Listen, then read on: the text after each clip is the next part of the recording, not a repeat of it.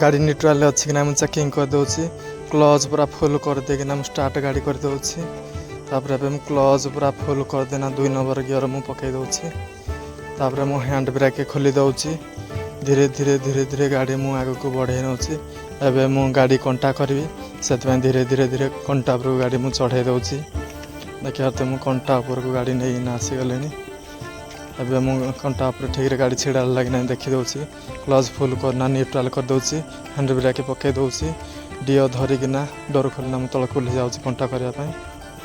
आ कंटा मु कर सारे एवं मु गाड़ी उपर को चढ़ी आसूसी डीओ मोर मु रखी दूसरी डोर मोर मु बाड़े दूसरी क्लच फुल करना 2 नंबर गियर मु पकई दूसरी हैंड ब्रेक खोली दूसरी धीरे धीरे गाड़ी आग को मु बढ़े नौची धीरे धीरे धीरे धीरे कर गाड़ी मु आग को बढ़े नौची तापर क्लच फुल करिकिना 3 नंबर गियर पकई दूसरी धीरे धीरे आग को मु बढ़ी जाऊँगी एवं डाहाण को टर्न कर दूसरी टर्निंग अच्छी डाहाण को टर्न कर दूसरी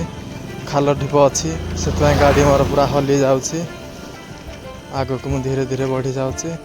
खाली स्टेयरिंग मु खाली फर फर बुलाई दूसरी आग को बढ़ी